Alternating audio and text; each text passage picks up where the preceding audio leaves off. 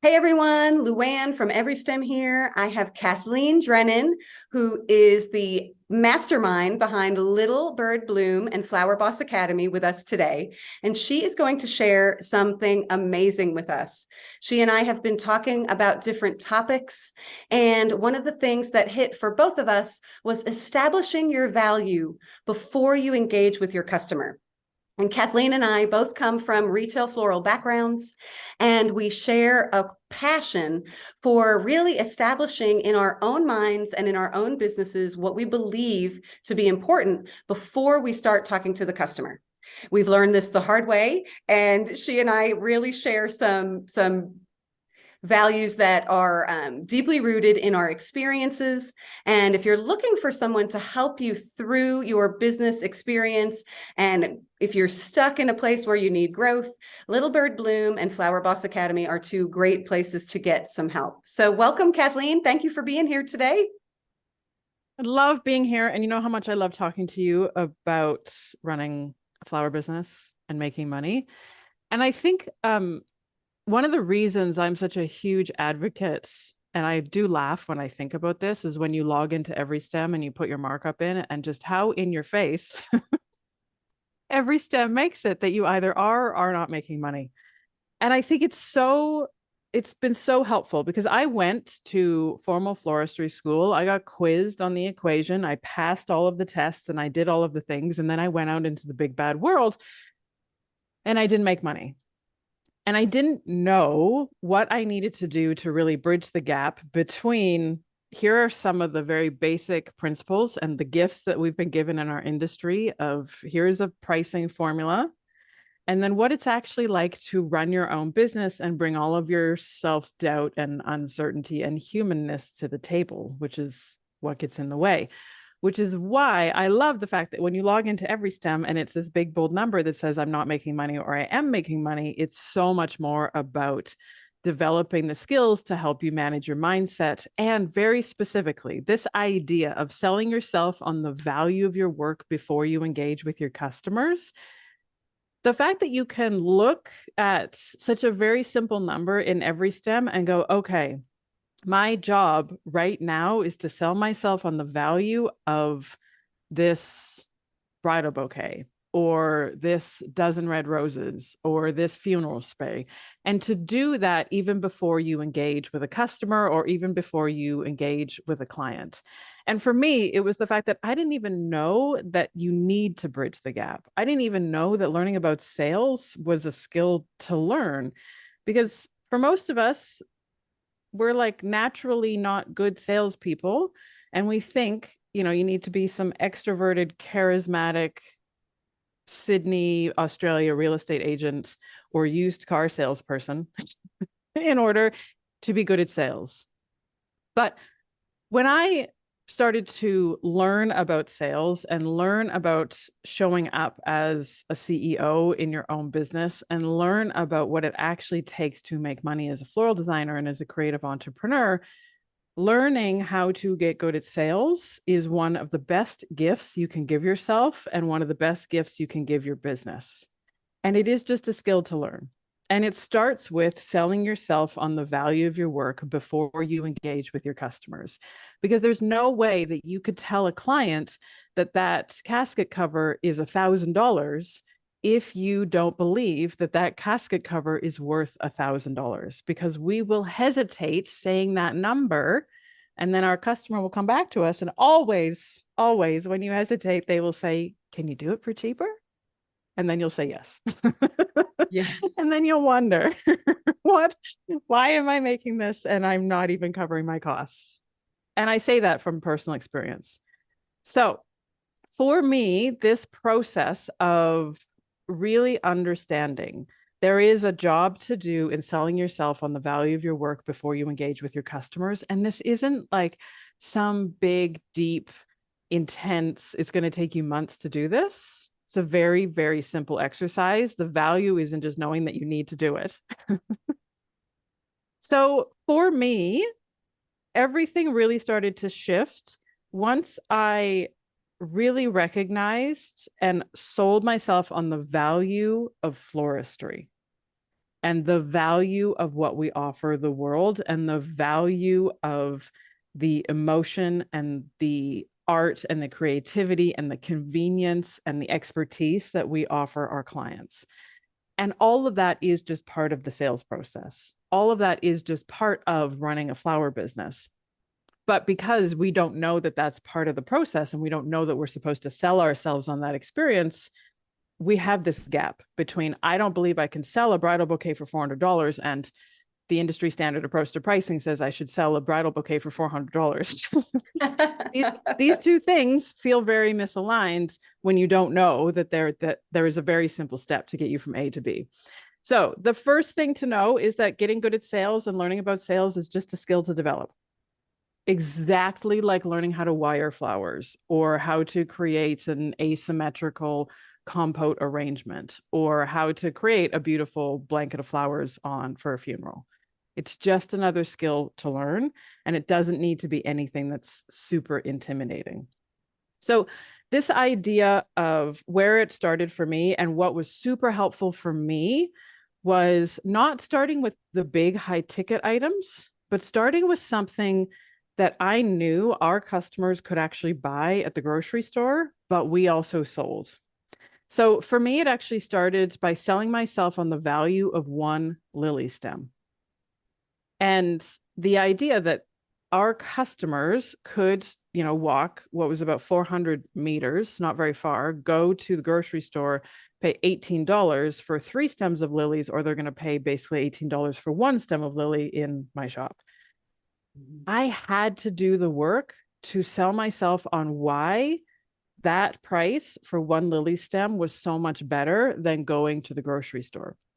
So the way that I did this, and this is the way I recommend everybody does this, is grab a pen or a pencil and a piece of paper, and then start to write down for yourself every single step that you have to go through to be able to provide your customer with that 1 lily stem.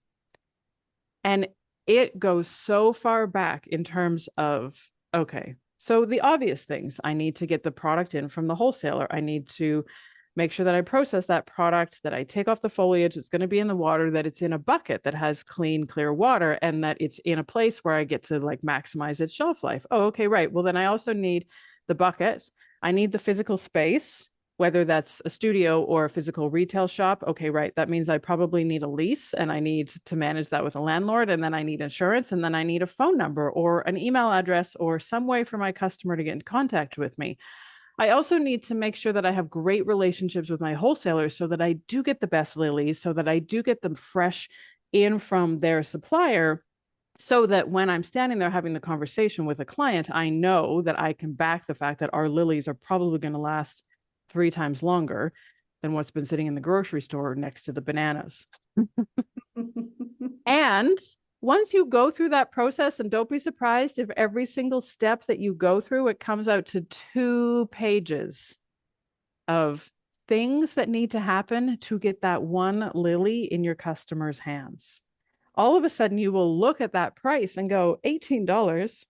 I think I should raise my prices. I should be charging $24 a stem for 1 lily. You have so much more conviction because you'll really start to believe in the fact that, oh, okay, so if that one person wants to come in off the street and just buy 1 lily stem, you have the quality to back it up with. You have the best customer service in the area. You're going to wrap it and make it look super cute. You're going to tell the customer how to take care of it. And you're going to feel so grateful for the fact that you're charging a premium, but you also know that what you stand for and what you're selling your customer is so much better than what they could actually get at the grocery store. So I will say for me, it did help to do this just with a single stem, and pick a stem that you feel like you need to build more conviction with if you're having that conversation with your customers. If you do weddings and events, or you do corporates, or you do funerals, just pick a format or pick a design where you feel like you just kind of stumble, right? We all have those products or those formats where we kind of stumble in terms of not feeling the conviction that we want to have in terms of how to sell this stuff. Pick one thing, grab a pen and a piece of paper, and then just write down for yourself every single thing that you have to do to make that one arrangement happen. 2 pages later, you will blow your mind, right? Because you've just built for yourself the value and the value equation so that when you're having the conversation with your customer, you can feel so much more confident when you're saying these numbers out loud. And you know, okay, this is the math. This is the way that this gets to happen. I'm going to make space for myself in terms of allowing it to feel awkward and uncomfortable. The more often you can say these numbers out loud, even if it's in the privacy of your own home, the more often you can say these numbers out loud, the more confidence you'll have the next time you have a real life conversation with your customer. But literally, the process of selling yourself on the value of this work is as simple as like 3 steps. And the first step is just sit down with a pen and paper and go through that process in order for you to create that one thing, or in order for you to be able to supply that one stem to your customer. And the second thing, and it immediately follows that, is allow for the discomfort, the sweaty hands, the like shakiness, the anxiety that's going to come up, because it always does when we're doing new things. But just allow for it, right? Don't force yourself into having to like close the gap or fill the space. And then just wait in the awkward silence for the customer to ask the next question. But the most important thing to know is to remember that selling yourself on the value of this work is a task. It is your homework, but it just makes so many things. It's like such an incredible domino effect in terms of what it gets to do in your business. That's awesome, Kathleen. I think understanding that from a perspective of someone who has 15 plus years of floral design experience as a business owner, it's really interesting to know that when we go through this process for ourselves and we build upon it and we practice it, we really can build our own confidence on the front end. And it's silly because we think to ourselves, oh, well, you know, it's just, this is the standard formula. This is what I need to charge. I need to mark it up. We all think of that. But then when we actually engage with the customer, like you said, we start to get nervous, we backtrack. And that's when we go, oh, I was going to tell them it was, you know, 500 for that casket spray, but now I'm going to tell them it's only 350. And so then we put ourselves in that situation where we call it overbuying at the market. But what we're really doing is we're not charging enough on the front end. And then we're ending up having to fill to a value that we're promising a look that's worth 500, but we're only charging 350. And then we're saying, oh, I overbought. But it's really because our confidence is lacking that we need to actually build that up. And so when you're saying go and speak to friends or family members or whoever and practice that, I think that's so valuable. It seems like a silly, I mean, we're all embarrassed. Like we used to do those little fake The customer role-playing phone thing. calls, The minute right? somebody mentions role-playing, it's like, It makes you feel so silly. But then when you realize the value of it, after you've gone through the process, it really does make a huge difference. And I think just like anything else, like building recipes, creating beautiful designs, marketing and confidence and customer service skills are all teachable and learnable skills. We just feel like for some reason, and maybe you know why this is, but we feel like we should just have this innate ability to do this. Like I can only compare this to like, I like to play golf, and everyone I know thinks that once they get on a golf course, they should be, you know, shooting par, which is, you know, the best score you can get, right? Like as an amateur golfer, everybody thinks they should be so good at it. It's like, why all of a sudden with no practice and no effort, whatever the sport is you love, or whatever the activity it is you love, if you like to paint or you like to, you know, do a certain kind of activity, that never just, you're never great at it the first time. So why do we feel like we should be so great at, you know, having these tough customer conversations about price and about money when we really haven't ever practiced it, you know? Well, and I will say, my theory is the reason that we as floral designers have such a hard time with it is because our industry is so secretive. Right. And I look at my experience and I go like, on paper, Kathleen should have the perfect skill set to be able to instantly start a flower business and become a millionaire. Like that's how, like on paper, right? It's like, okay, she did her bachelor in commerce. Mhm. She worked in corporate marketing, she worked in advertising, then she went to floristry school, then like, and as part of that whole process, went and got her MBA. So like on paper, she should be able to figure this out. Mhm. And then you walk out into the big bad world and you look at what the floral designers are kind of, particularly like the famous floral designers, leading the way and making it look so easy and so effortless. And then you and I are standing in our shops going like, what? I don't know what the crap it is that those guys think that they're doing in their businesses, but my reality is so different. Yep. Right. So it's like nobody's talking about sales. Nobody's talking about how to take control of your business and become the creative director in your business. And then nobody's talking about the fact that marketing as a floral designer is so different to any other industry under the sun. Mhm. Right. So it's like there are some fundamental differences in our industry. And I think that secretiveness, like the floral designers who have figured it out are probably the quietest on social media because Mhm. they know that they don't have to. Right.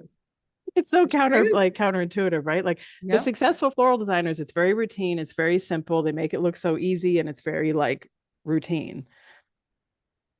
And it's like, oh, the rest of us who are like in the struggle and you kind of come out the other side of it, you realize it's like, oh, it's just the fact that I've been playing the wrong game. I played the wrong game for 5 years. Right. Exactly. And letting the Yeah. customer, I think the point that you were bringing up earlier about letting the customer kind of absorb what you're sharing with them. Do you want to elaborate a little bit on that? Because I think that's a really interesting concept because we tend to speak over ourselves Yes. and our nervousness or the fact that we're afraid that the client isn't going to want to pay what we feel like we need to charge tends to we get in our own way with that. So Totally. yeah, what do you think about really kind of letting the customer absorb that? Yeah, and I one of the things that I constantly have to remind myself of, which is one of the greatest opportunities in floristry, is that every new day there's a whole new set of customers who will just be on the beginning of their flower journey. So whether they are ordering flowers to send to mom for their birthday, right? Like there's a brand new person who's Googling, Chicago florist, Yep. and there's a brand new person and a brand new couple who are just beginning, like at this moment right now, they've just planned the date of their wedding. So they're just going through the process of it. And that one thought process is what makes floristry so different to every other industry on the planet. So that the thing that frustrates us as floral designers the most is the fact that no matter how often we talk about things, there's still customers who have no idea how much things cost and still customers who are new into this industry, which actually is an amazing marketing and sales advantage. But what it requires is like constraint and practice on our part to just be so sound and so sold on the fact that the lily stem is this much money, the bridal bouquet is this much money, and being okay with having that conversation every day, 52 weeks of the year, for as long as you decide to run your business. Because you could literally talk about how much a wedding bouquet is on social media and on every phone call that you have and every consultation that you have, and you'll still wake up tomorrow and have to do the same thing. Right. And just going, it's like I think our average customer, like if I was lucky, they ordered twice, maybe 3 times a year. Like Mhm. if I was lucky, I would say they weren't the average, they were the exception. Right. We didn't have customers that were buying flowers on a regular basis. We had a handful of them, but the vast majority of people who are planning a wedding, doing funeral flowers, or ordering flowers for delivery, they don't know like half or 1% of what you know. And that includes how much flowers cost. And allow for the discomfort, the sweaty palms, the fast heartbeat, and the oh my gosh, what are they going to think about my prices the minute those numbers come out of your mouth? And just be silent. Because they're allowed to sit there and think that's so much. I cannot believe they're charging that much. Oh my gosh, what about this? But they're just processing the information. and then just hold space for all of the discomfort and allow it to be there. And if in those instances, you just feel the urge to like blurt out, oh, but I could do it for less. Oh, but I could, you know how we all want to do that. This is where I'll also tell you, this is my favorite mindset hack, and like Luann's favorite mindset hack. Pretend you work in somebody else's business. Right? This is like my backup in so many instances. If you're having the conversation, right? Let's say you quoted out the archway and it's like, okay, well, I need to quote $10,000 to do that archway. Instead of following the urge of going, but I could do it for cheaper, right? Just pretend that you're just a person who's working in Luann's business. Say we all happen to go to McDonald's and we're like, I want a Big Mac meal. And the person at the front was like, oh, yeah, no, I just decided to give them all 20% off because I felt bad.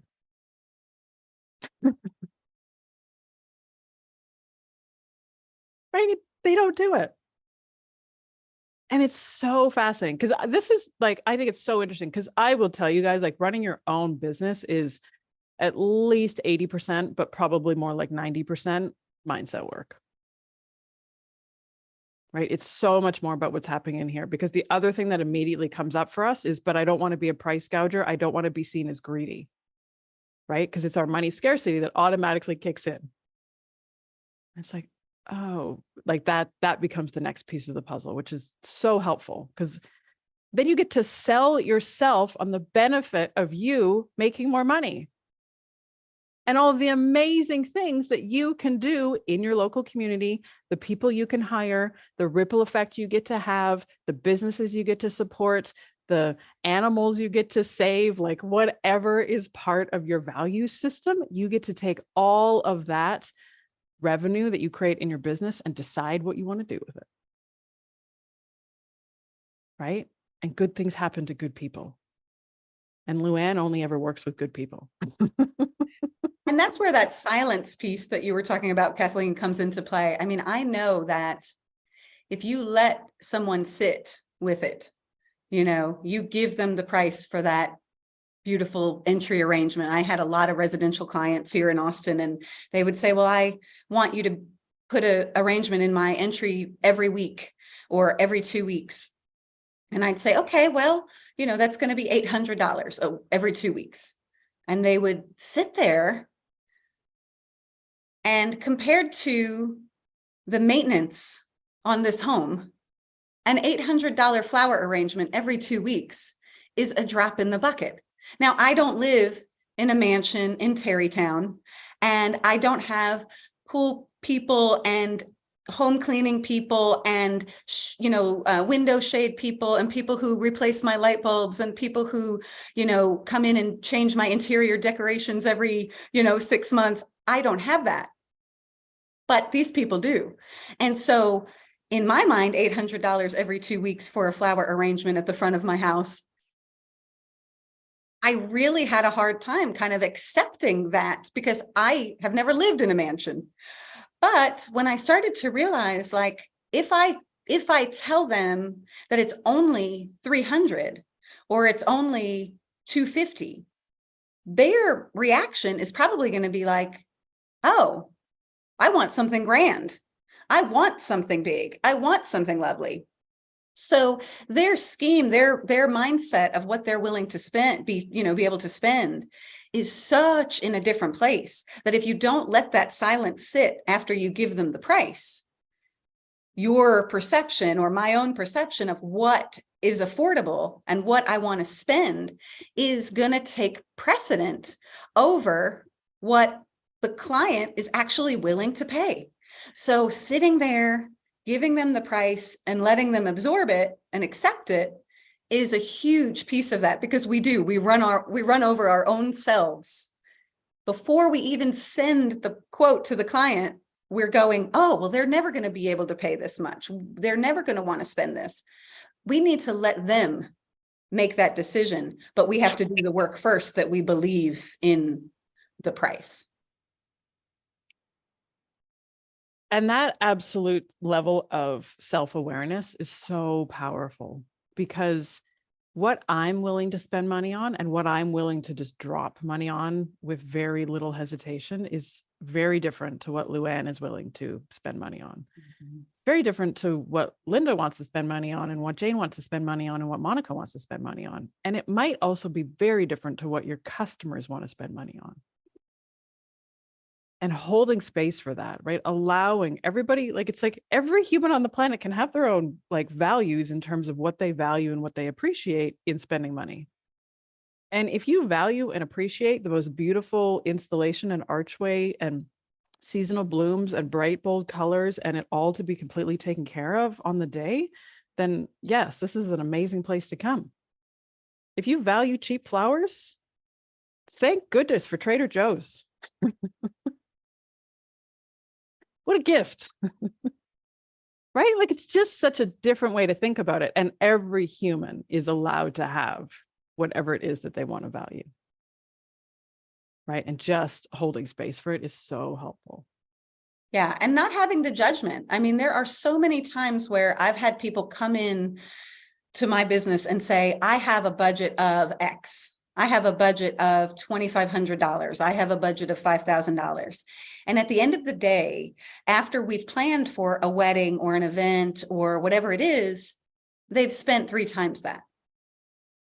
I mean, we've all probably had clients who have tripled or doubled their budget from what they originally thought they were going to spend, because they know they want something beautiful. And as you work with them and you show them the value that your company is bringing with your services and your products, all of a sudden, sometimes it opens up an opportunity for them to be like, oh, I want to spend more. I want this beautiful, luxurious floral arrangement for my wedding day, or whatever it is, fill in the blank. And it means a lot more than I think we give it credit. You know, I tried to always tell my team, we do weddings every weekend. It starts to become, the flowers and the weddings and the special occasions start to become pretty normal in our lives. We see brides and moms and grooms and dads and couples getting married, and we're like, oh, it's another wedding. But for them, it is the most important day of their lives.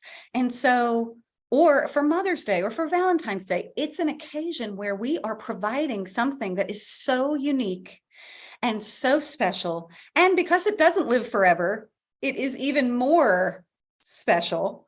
So knowing that and kind of keeping in mind, like, we do this every weekend, but this is something really special to them, and kind of playing into that and just reminding ourselves of that value. Like, sometimes we just tend to kind of say, oh, it's just another wedding, it's just another flower arrangement.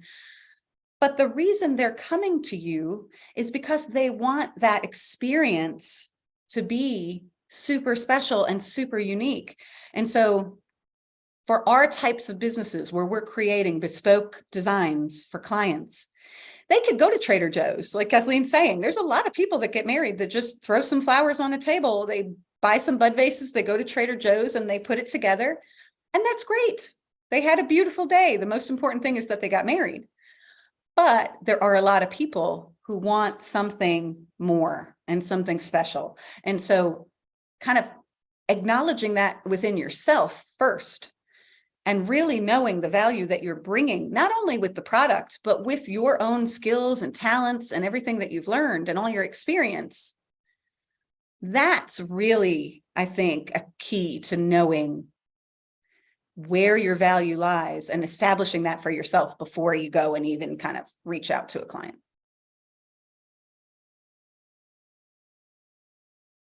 And I really love to compare the floral design industry to the restaurant industry, because I think there's so much that we can learn from that experience. Because as a person who likes eating food, and I like other people preparing food that I can eat and I will pay money for it, that I'm not just paying for the tomatoes and I'm not just paying for the pasta, right? I'm actually paying for the whole experience. And in my ideal world, a chef who's using like seasonal ingredients, locally sourced, a very like well considered. Like, it's not a fancy restaurant, but it's very well considered. And I love the ambiance, and give me a glass of rosé, and I will pay like $50, $60 for myself to have that experience.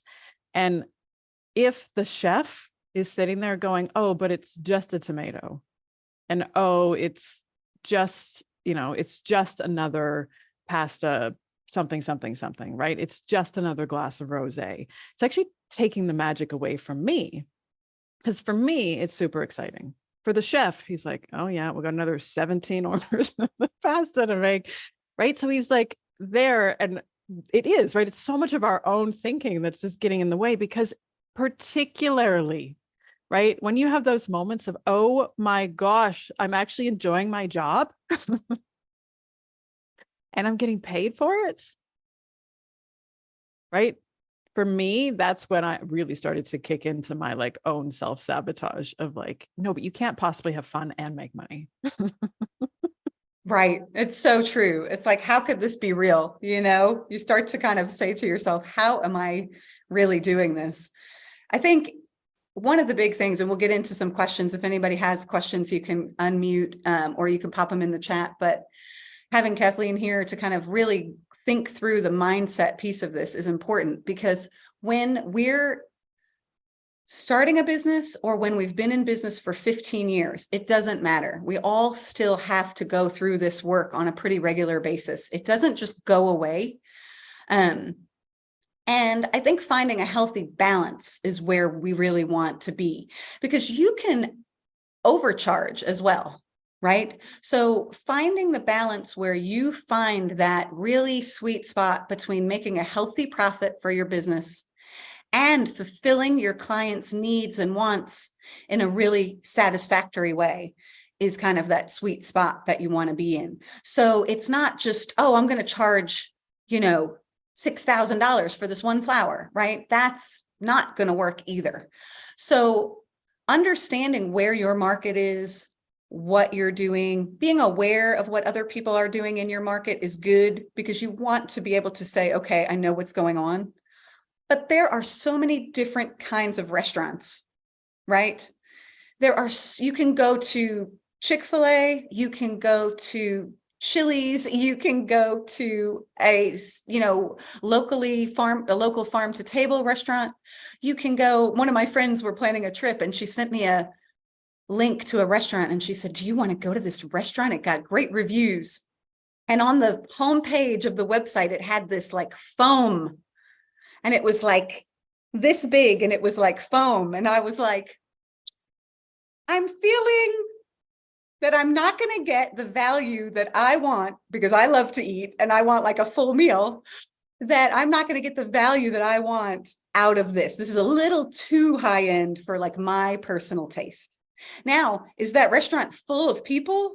Yes. Are people loving the foam, the split pea soup foam, whatever, with the hydrogenated, whatever, I'm sure they're loving it.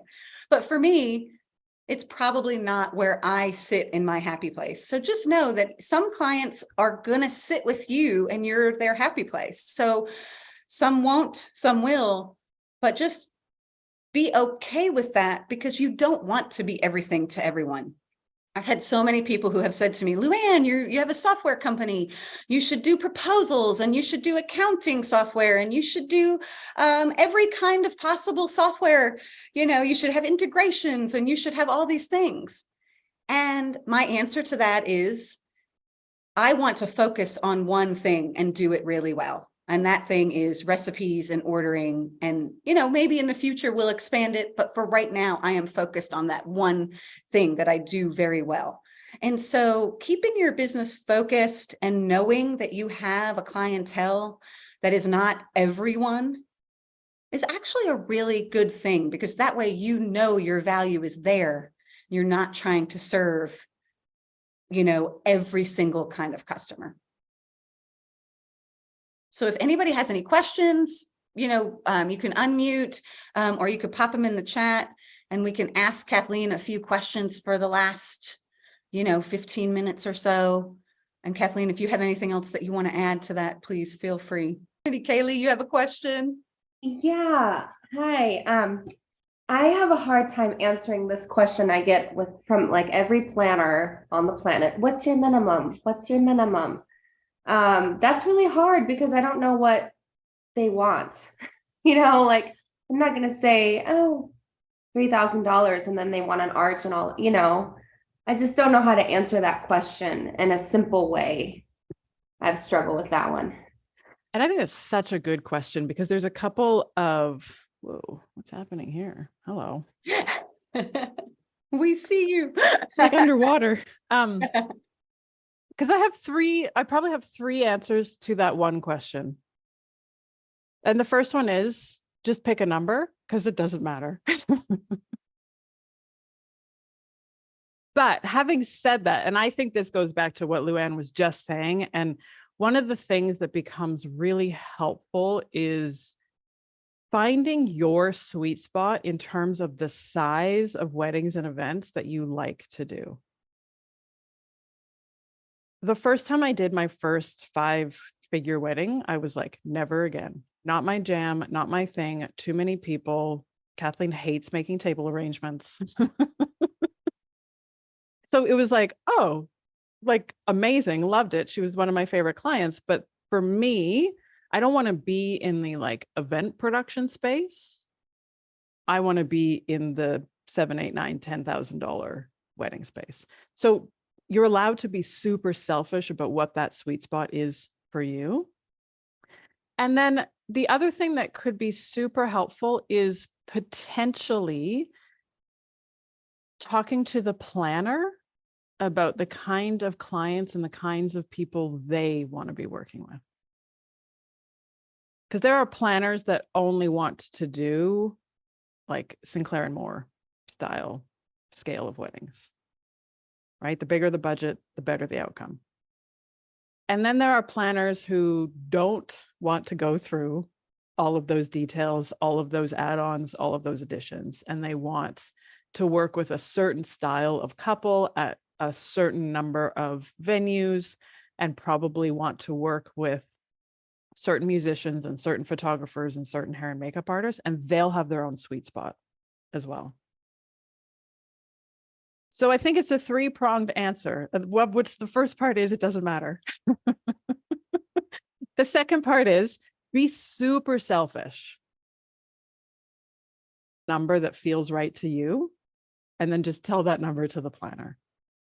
And also don't ever hesitate to talk to the planners as well about what their sweet spot is. And I would add that. Go ahead, Kathleen. I was just going to say, one of the things, and like when Luann was saying, the work that we do as CEOs in our own business never ends. I think for so many of us, right, we're looking for the exact right answer every time, right? And that is, for me, I've understood that that's a byproduct of our education system, right? Let's go out and teach these people a whole bunch of stuff, and then we'll quiz them on it, and then we'll tell them if they're a failure or they're not. So let's go out into the business world, and because it's completely backwards. We're still taking that whole thought process of, I need to go out and learn all of the things, find the right answer before I can go answer that person's question. When in actual fact, it's like, oh, I own the business. I can tell them whatever the heck I want to tell them. And this is my favorite thing. You could tell one planner one number, and then 3 months later, if you decide to change your mind, you can change your mind. I think a lot of conversation, Kaylee, has gone around like, what's our minimums, right? Why do we have a minimum?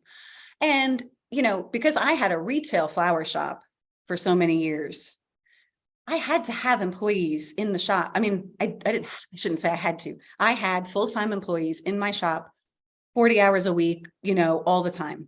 So for me, I had an advantage of not having a minimum, because I could have a client who walked in the door and said, Luann, I'm getting married at Camp Mabry up the street. I need 3 centerpieces and 2 bouquets. And, I have $2,000. Well, for 3 centerpieces and 2 bouquets, like, I don't even think I ended up charging them $2,000. They had a really healthy budget for what they wanted. So sometimes those smaller weddings can actually be quite profitable. So don't be afraid to have a variable or kind of based on demand system. Like airline tickets aren't always the same price, right? Things are not always set in stone. So like Kathleen is saying, you can tell one planner one number, you could tell somebody else another number. And if somebody says, oh, well, you told so-and-so 5,000, but you told me 7,000. Well, you know, on a weekend where I already have a $2,000, $5,000 wedding booked, I might be willing to do another $3,000 or $4,000 wedding. So I get to my $8,000 sweet spot. But if I have a $20,000 wedding booked, then I might only want to do a small rehearsal dinner for somebody else the night before and pick up an extra $2,000, right? So it can be variable. It does not have to be. The nice thing about running your own business is that you do not have to be set in any kind of stone, you know? So don't be afraid to try different things too and see, you know, I know a lot of times with home florists or people who are working out of a studio, because your time is valuable, I understand the concept of having a minimum and saying, I'm not going to do your $1,000 wedding because, you know, a month later, somebody else might come along and I can do a $6,000 wedding. And so kind of managing those expectations and saying, it's not about my minimum. It's about finding a client that I feel like is worth my time. And that usually equates to a certain amount of money, you know, so the minimum part is a little bit less important as it is to explain to the wedding planners. The reason I do this is because I only have so many resources in one weekend. And so I want to, you know, spend my time wisely and make enough money. If I could do a $6,000 wedding or I could do a $10,000 wedding, am I making more money on that $10,000 wedding by the time I hire more people and rent another van and do all those things? Is that actually making me more money? And so that's one of the reasons why EveryStem can be so helpful, and why kind of thinking through those things instead of just kind of, you know, saying, oh, my minimum's 5,000. Look at your costs, look at what it really takes to do a wedding, and see if doing a $10,000 wedding actually brings in more money than doing a $6,000 wedding. Because like Kathleen said, she's like, I don't want to do 50 of the same table arrangement. So I don't want the $25,000 wedding. It doesn't actually bring me in that much more profit. I make more revenue, but I also have more costs. So don't be afraid to kind of analyze some of those things and you know, make sure that it's not just about a certain minimum, but it's about making sure that you're making a profitable decision. I also just had a very random idea, and this, take it or leave it for anybody who focuses on weddings and events, and particularly if you work with planners. Instead of necessarily saying that you have a minimum across the board, what about the idea of deciding what your recommended floral budget is at specific venues? So for example, there's a venue in Australia that is like the top venue in Australia, and people pay at least $50,000 to get married there. And that's just for the property and the food. But what's really fascinating is I have 2 points of view on florals at that venue. One, just do the bare minimum and give the girls some bouquets and let's call it a day, because the place is beautiful.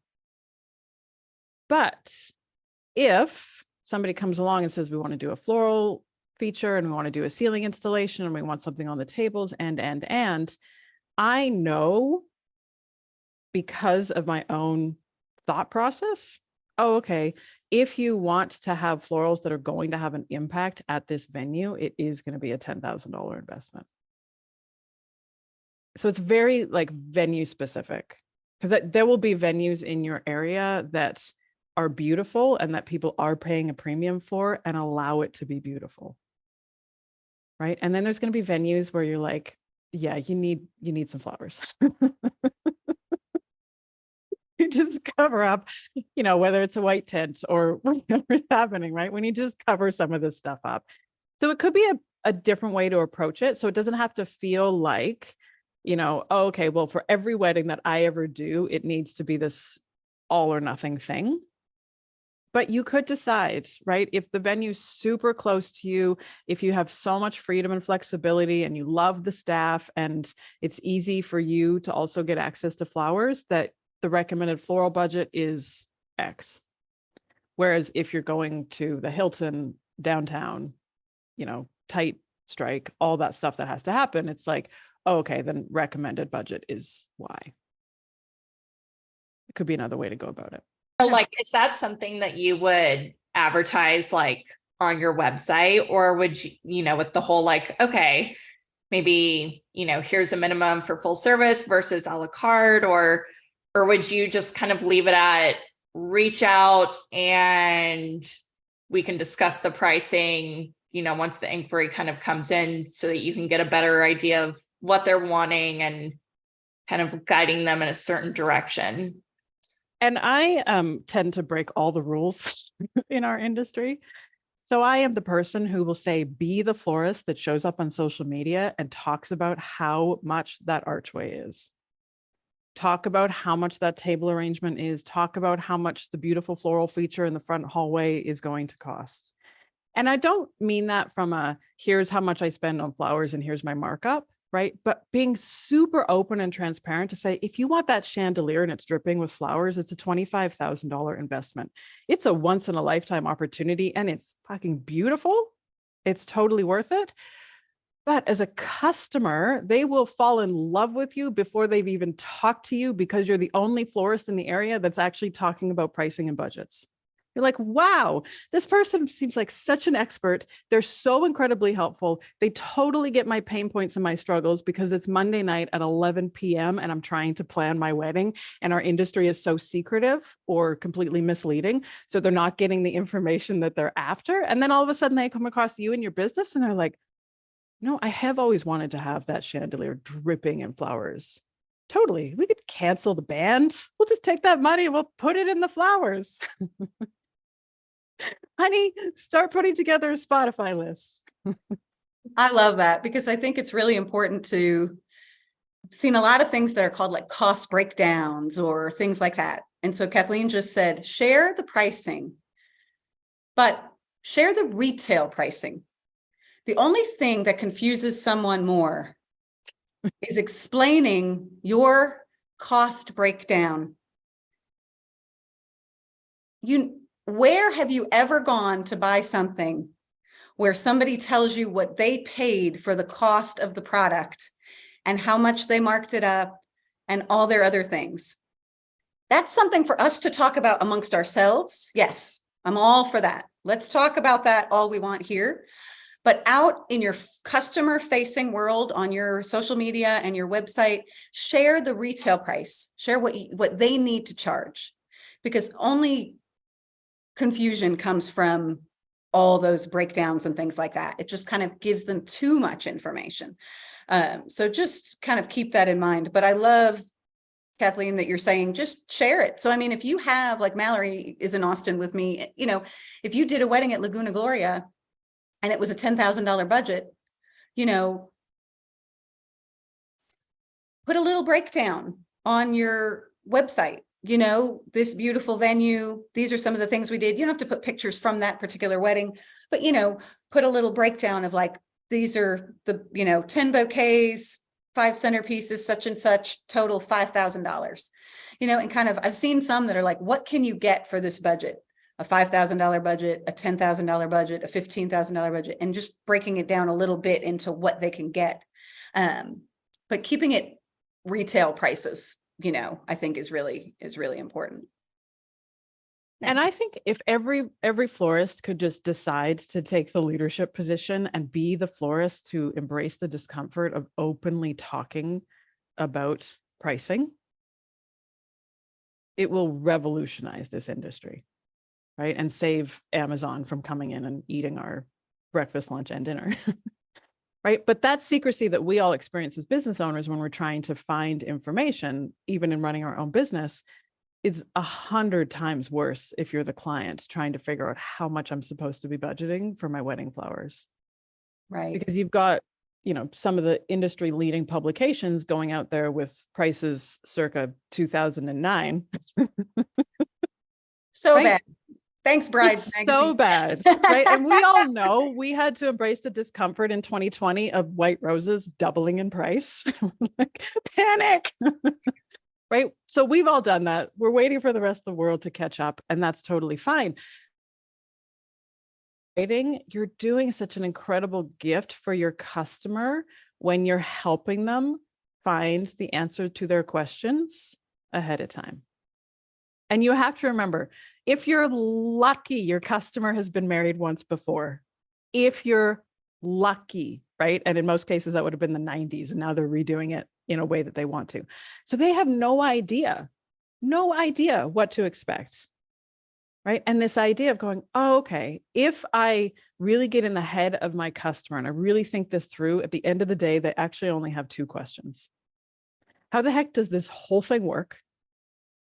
And how much is it going to cost me?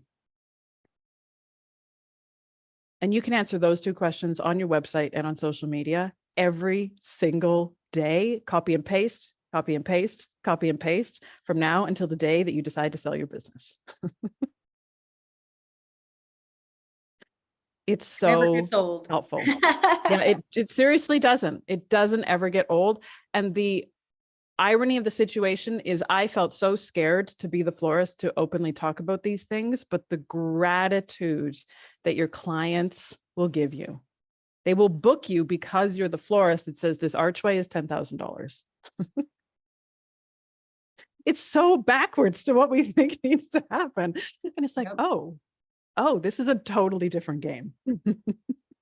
I've tried to say to people, like, what is the first thing, if you're looking at your reviews online, what are the first things, or any good florist, a florist you look up to, go online and look at what their reviews are. If I look at my old reviews, I can go on Google and pull up Verbena Floral Design, and there's all these reviews. Luann did this, Luann did that. The thing that people talk about first is the experience and how you listened to them, how you communicated with them, how you gave them really good service. Then it's usually about the flowers. And so what Kathleen's saying is managing those expectations of people up front can really change the game, because then you're in the driver's seat. And I don't want anybody to take this the wrong way, but one of the dumbest questions I used to ask when people called my flower shop was, hi, you want a flower arrangement? How much do you want to spend? And I don't want to, what a dummy question that was for me to ask. What do you want? What are you looking for? Where is the arrangement going to go? What's the occasion? Do you want a big, showy, giant, beautiful arrangement that's 3 feet tall? Or do you want a little arrangement to sit on the desk? Then when they tell me what they're looking for, then I can say, that will cost $100. That will cost $800. And so if you can tell them up front, like what Kathleen is saying, post some images, and Lizette has a question on the chat that we'll get to kind of tie into this. Post some images that you can share the pricing with, whether you've kind of, you don't have to tell everybody where the wedding was, what the client was, or anything like that. You can kind of be kind of generic.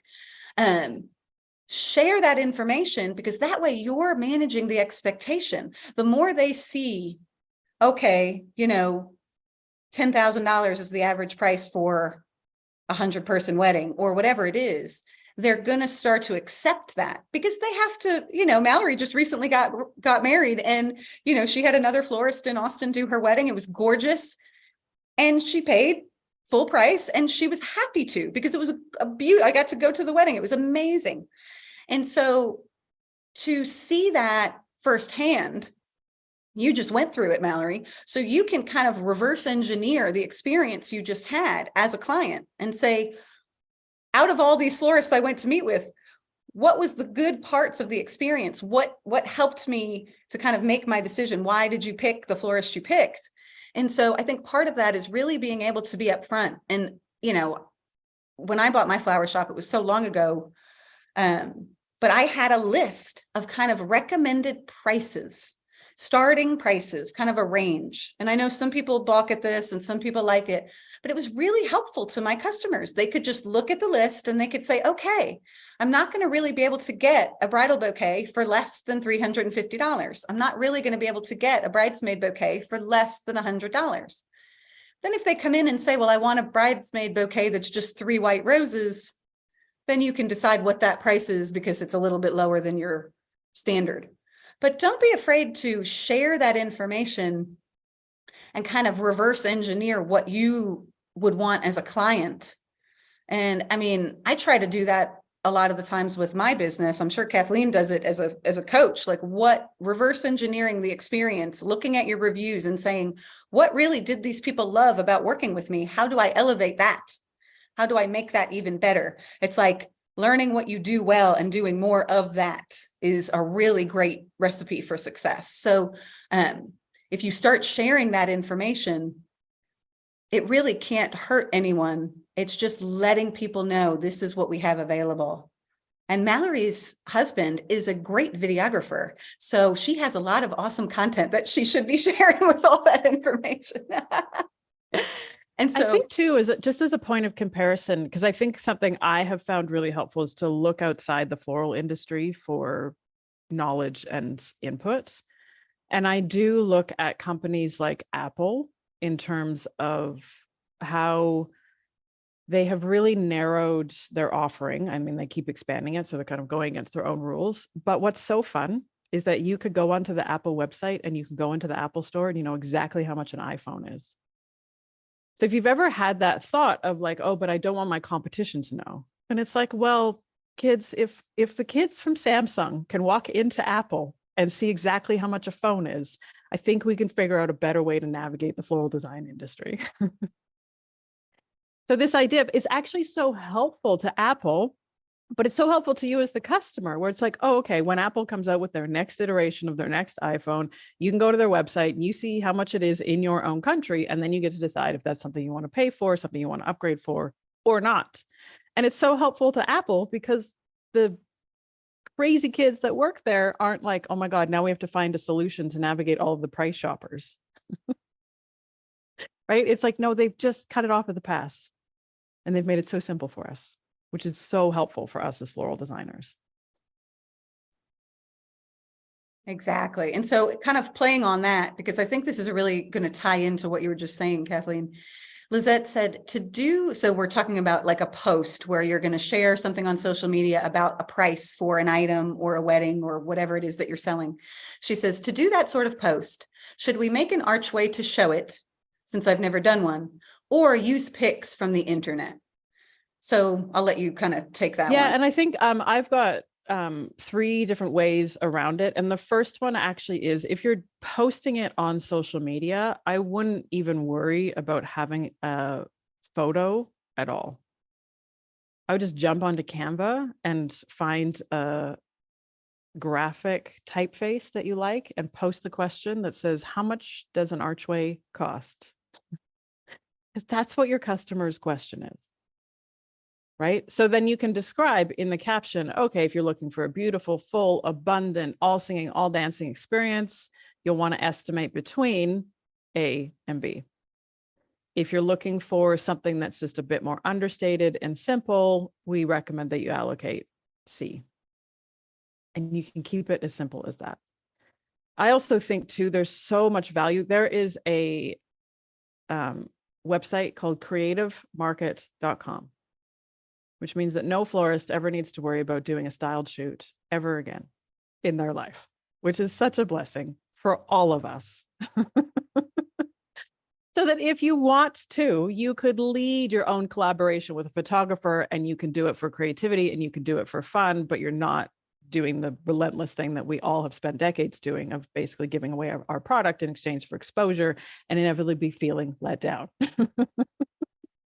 So creativemarket.com is an amazing place to go where you can buy photos of work that is in line with the style and aesthetic that you want to offer. And you get to pay for the rights to use those photos so that you can provide your customers with inspiration with what's possible.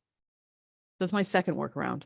My third workaround, and I will say this is a fairly disruptive / controversial thought in our industry, but I love sharing it, because if our friends at like Green Wedding Shoes are allowed to compile images and write blog posts using images from around the world to showcase what's possible from a floral design perspective, then why can't the florists do the same thing? to be able to show our clients what's possible, because we all know they're going on Pinterest anyway. They're going on Pinterest and they're getting so overwhelmed, and they keep sending us all the same, exactly the same images. They don't even know how to search Pinterest the way that you know how to search Pinterest.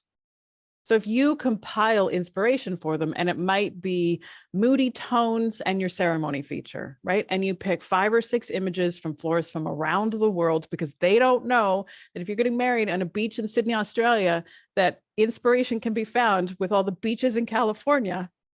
They don't realize that that's something that could happen, but you do, which is so incredibly valuable for them. So that idea of really actually being able to compile inspiration for them that leads you down the path of creating the work that you want to create was how I made the shift away from, I hate my customers and I hate my work, to, oh my gosh, yes, I can totally point them in the direction of the work I want to create without having to do styled shoots. So yeah. And yeah, Lizette, creativemarket.com is truly a blessing for all of us. Yeah, and I think Kathleen's point about not having to put the image, that's a big thing, because, you know, we all feel like we just have to provide all these images, right? All this, you know, and if you haven't been a florist for very long, you might not have a picture, you know, and I would always laugh because I would have clients who would send me an image as the inspiration. Kathleen knows exactly where I'm going with this. Most of you probably do. They'd send me an image and they'd say, this is what I want. And I'd say, okay, we can make you something, you know, like that. We're going to make it your own. We're going to put our own little twist on it, but we'll use this as our inspiration image, and it's going to be this much money. And then they would write back and say, great, I want a book. And can you send me a picture of what it's going to look like? And you go, but you just sent me a picture of what it's going to look like. And so you play this kind of game right back and forth. And so if you don't put a picture in there, I think one of the things is that, first of all, it attracts people to what they're looking for, right? So if they're scrolling social media and they're looking for a wedding florist, for example, there's going to be 80 million pictures of arches, but there's not going to be a graphic that says, how much does this arch cost, without a picture of an arch, right? How much does this cost? So it's kind of a really great way to kind of get people's attention in a different way. And then you can use a system like EveryStem or whatever system you use to create your pricing, build some generic recipes. And Lizette, you could use EveryStem for this. You can kind of put in, like what Kathleen said, basic arch. So a simple arch with a few pops of flowers. What would I need to charge for that? Standard, generic idea. Then secondary, a full arch that's not super wide, a mix of greenery and flowers. What do I need to charge for that? Build a generic recipe and figure it out. And then finally, a lush, you know, abundant floral arch with very little greenery, mostly flowers. What would I need to charge for that? And then when you start doing that in EveryStem, then when people call you and inquire, you don't have to go, oh gosh, now I have to rush and figure out what I need to price this at. You've already done that work. You've already established, I've got a $2,000 arch, I've got a $4,000 arch, and I've got a $6,000 arch, or whatever it is. And so that way you're letting them know. And then you're going to have more people come to you and say, you know, I was looking on your social media and I think that medium arch would be like right up my alley. Could I get a quote for that, plus my bouquets and my centerpieces? Then you've totally eliminated that how much do you want to spend question that I used to ask that was such a bad question. So you're really starting to drive what you want to sell, what you want to charge. And they're coming along for the ride. You're also really satisfying their needs. You're not ignoring them. Just because you're not doing something exactly custom for them every single time. When it gets down to it, they've booked you, then you can start talking about, okay, now we're going to fine tune this for your particular thing. But until you have that deposit, you don't want to be spending hours and hours of that time. Do that on the front end, establish some generic pricing for, you know, your most common things, and then do what Kathleen's saying, create some really nice, you know, graphic style social media posts that can share that information. And then you're going to see people will buy what you show them. If I keep showing, right, Kaylee, all the pampas grass weddings, I keep getting all the pampas grass weddings. She's like, I'm so sick of doing pampas grass weddings. And I'm like, I went on your website and there's a pampas grass wedding on the homepage. And so, of course, everybody's asking her for the pampas grass. And I'm like, you got to change those pictures and get away from the pampas grass. And she's like, yes, that's exactly right. Because whatever I show, Valerie from Black Coral Florist, we were talking the other week and she said, I do green and white weddings all the time. And I went on her page and it's all green and white. Whatever you show people, they will be attracted to. So don't be afraid to drive what you want to sell, like Kathleen has been saying. And Luann, your suggestion and this is, I think there's so much value in us studying our favorite designers' work, like the way that an art student studies installations and studies work, right? If we all see the college kids recreating the Monet, us looking at the designs that we want to create, deconstructing it, pulling up EveryStem and going, okay, the first thing I'm going to do is figure out what the ingredients are that this designer has used. Then I'm going to go in and I'm going to do it in a super simple way, or I'm just going to go in and count how many of those stems can I actually see in this reference picture. And I'm going to pull out my wholesale price list and I'm just going to allow EveryStem to do the math so that when the customer says, oh my gosh, I'd love to do a beautiful, full, abundant archway, and you have that image in the back of your head, you don't do what Kathleen used to do, which was pick a number. Just pick a number based on my assumption of what I thought the customer would be willing to pay. Like, it makes no sense. Makes no sense how to run a business. Don't do that. Right. But now you are in that place of empowerment where you're going, okay, so now I can see that this amazing archway that was on the cover of Vogue that I'd love to be able to recreate for somebody. Okay, I have done the math. I have factored it out for myself so that I know that when the client comes to me and says they're looking for a beautiful, full, abundant archway, the number is already in my head. Right. So that you can just have the discussion with them, because saying $20,000 to a client who only has a budget of $2,000 is so helpful. Instead of, let's go out, do the proposal, custom design, spend hours trying to make everything look great, da da da da da da. You come up with a proposal that's $30,000, and they're like, "Well, I only want to spend $3,000."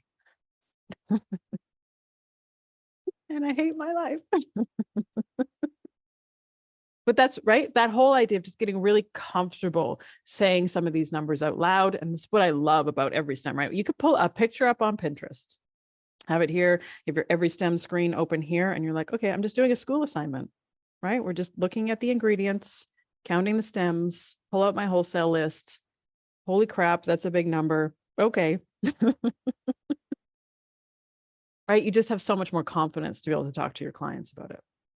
I'll ask a question. Sorry. Just kind of more of that. When you're having like a consultation with somebody in an initial consultation and they're telling you all these things that they want, and it's like this huge ordeal. And then then you ask the question that's probably not the smartest, what's your floral budget? And they say $2,000, but they want an arch and hanging installations and all that. Like, well, how do you respond in the moment without going back and forth, emailing and all this stuff? Like, what's a good way to just, besides posting the pictures on Instagram of prices of things, how do you kind of handle that in the moment? Yeah. And it's such a good question. And I will say 100%, I learned this one the hard way. After, I don't even know. Yeah. Anyway, I have so many stories to tell about how not to run a flower business. So don't feel like any of this came naturally to me or that I knew all of these things. It was literally just my own insanity really got the better of me. So two things. And the first thing, and this is just for me, in the process that I like to follow, I have the consultation, like the face-to-face or on Zoom consultation, is something that actually happens further down in the process.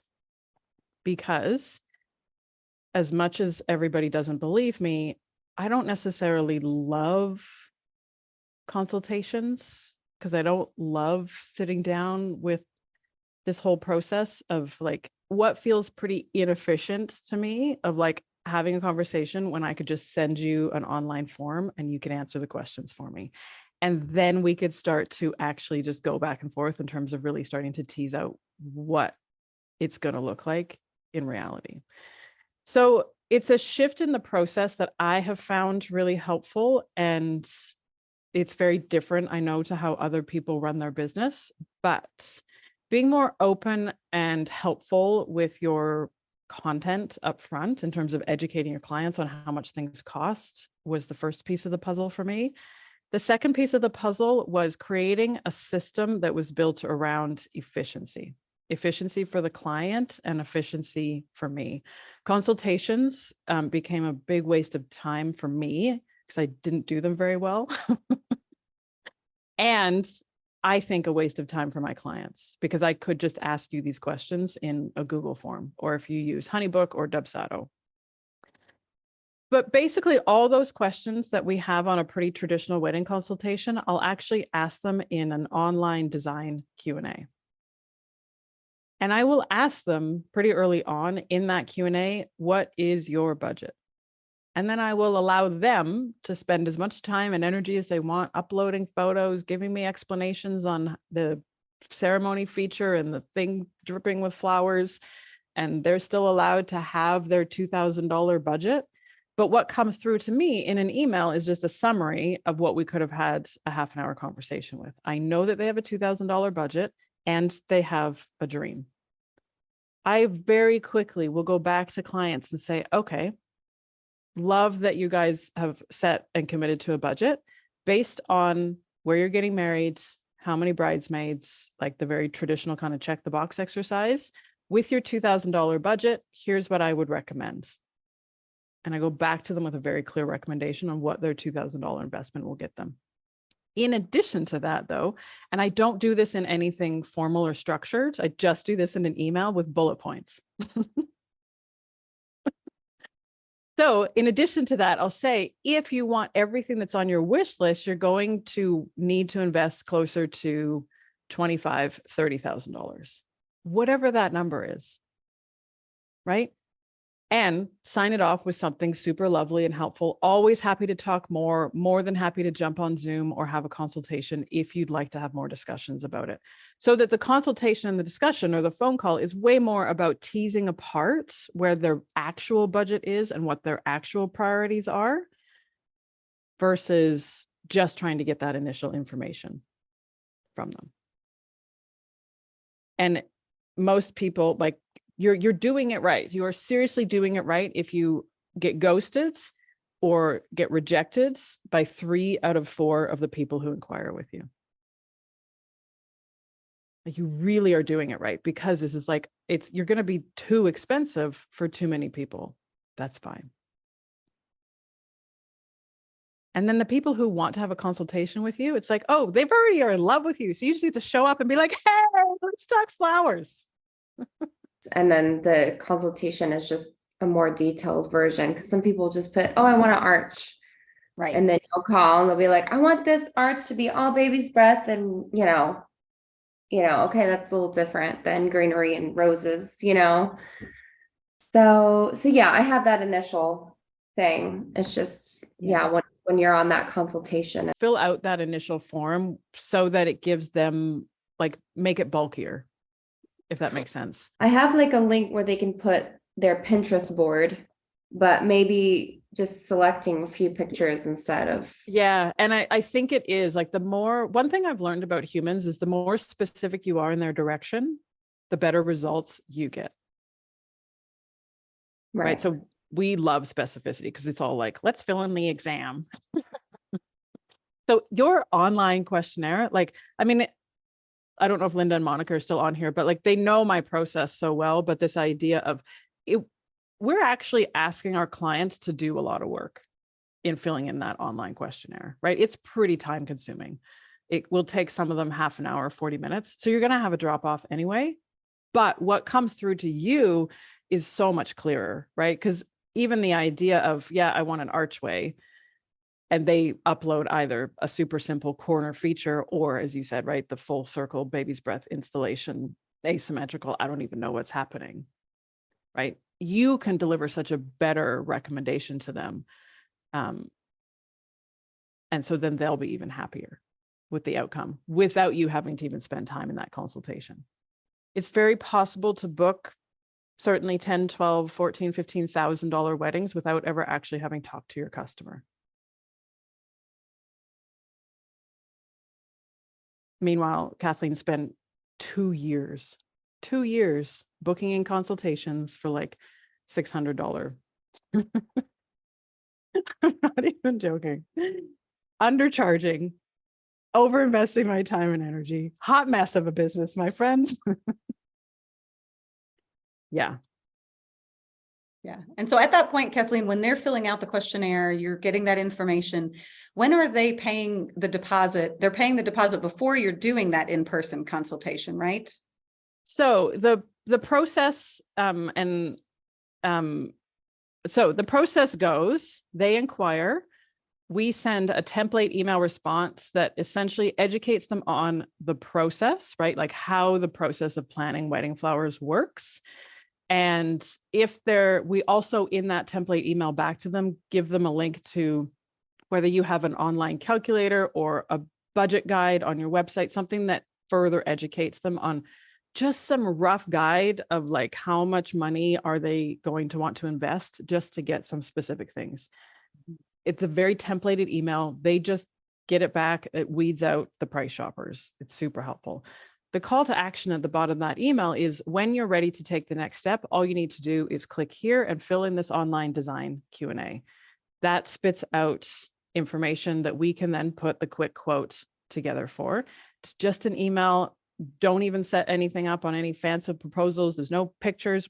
Don't even talk about color palettes other than what their thoughts were coming back to us. Inevitably, there's going to be an email or two that goes back and forth. And then I wait to do any work, any like serious work until they say the magic words. How do I go about booking you in? When they say those magic words, it's pull the quote together, get the contract together, make sure I have captured as many details as I need to. Then they pay their 25% initial payment. And then I say, great, let's lock in a date 8 to 10 weeks before your wedding. Let's have a big powwow. Let's talk about all of the ups and downs. I'm also going to explicitly give my clients permission to change their mind 17 times. I don't want to hear about it. Yes. Change your mind all you want. Don't care if you change your color palette. And I feel bad for you if you kick one of your bridesmaids off the island, but it's all fine. We're locked in for the day. Go and have as many, overthinking indecisions as you need to. Then we're going to have a party when we all sit down. If your mom wants to come, even better. If your mother-in-law is a pain in the ass, bring her along. I will navigate all of them and I will be good at it. And we'll walk away with so much excitement and clarity in terms of what's going to happen on the day. That's right. Yeah. And so that way I had somebody the other day who was asking me, how do I had this one person, it's one of his first weddings. He has like 3 weddings booked. And so he's very, new to the kind of relationship client situation. He said, this person is trying to make like 12 changes. They've emailed me 32 times in the last 2 months.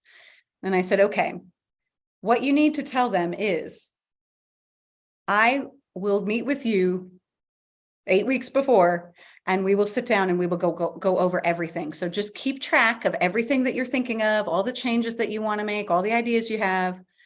And by the time they get to that meeting 8 weeks out, they're going to have sorted through a lot of that stuff without you having to have been involved at all.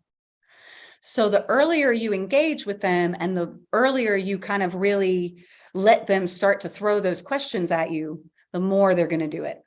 So there's nothing wrong with telling a client, I love this idea. It sounds wonderful. Go ahead and keep a running list of what you need and what you're thinking. And then when we do the meeting 8 weeks, 10 weeks before, we will sit down and kind of finalize it all. Then you send them that proposal, you give them a couple weeks to, make the adjustments and say, okay, now it's time to finalize it and get the order in. So you don't give them months or years to be, contacting you. They can have all those thoughts, like Kathleen said. They're just not putting that on you.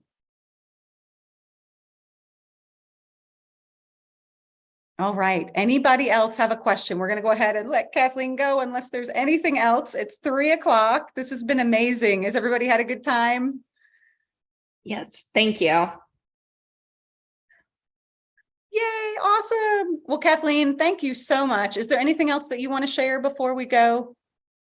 No, I mean, I will just say I always love talking to Luann. I think we are our brains are really connected in a weird way, which is fun. In a fun, creepy way. But I think as well, like I will say for both of us, like don't ever hesitate to reach out with questions. And I think one of the things that's super helpful to remember is that Luann and I have spent a lot of time just figuring all of this stuff out, what I would argue is the hard way, right? Trial and error, bang your head against the wall. This isn't working, right? This idea of really just thinking about, okay, what's not working in my business? What feels out of alignment? Where are things going wrong? And what do I want to do to fix it? Right. And reach out with questions always, but just remember, like, this is the thing that I am so passionate about is this is your business. And nobody knows your business better than you do. And it's so awkward and hard and challenging and overwhelming and frustrating and disappointing. But I am so convinced that Marie Forleo was right when she said that that dream was planted in your heart for a reason. Right? And that's the thought that you just have to keep coming back to. So exciting. I love that, Kathleen. Thank you so much for your time. Everybody's saying thank you on the chat. And we really appreciate you giving us so much of your time. And if anybody wants to follow Kathleen, she is at Little Bird Bloom. You can reach out to her. She shares some really amazing, awesome tips on Instagram. She has a coaching program, so you can go to littlebirdbloom.com to learn more about that if you're interested in that. And I really recommend thinking about, if you're at a point where you're feeling stuck, talking to Kathleen, because she has some really unique ways of thinking about working through problems. And, hiring a coach is something that can be so valuable and helpful. So I know it feels like a big investment sometimes, but if you feel stuck and you don't know where to go, reach out to Kathleen and she can, help you decide if going through one of her programs or working with her as a coach would actually be helpful for you. She and I both offer services to florists because we want you all to have a successful business and we want you to define that success for yourself. So whether that's 300 weddings at $25,000 each, or it's 12 weddings at $10,000 each, or it's retail business, or it's holiday pop-ups, whatever it is for you, we want that for you. So we're here to offer that support and help you guys. And I appreciate you taking the time today to sit and talk with us. And if you need anything else, you want to learn about EveryStem, or you have any questions about that, you can reach out to me at EveryStem with an _ on Instagram. So thank you, Kathleen. I hope everybody has a great afternoon and we'll talk to you guys soon.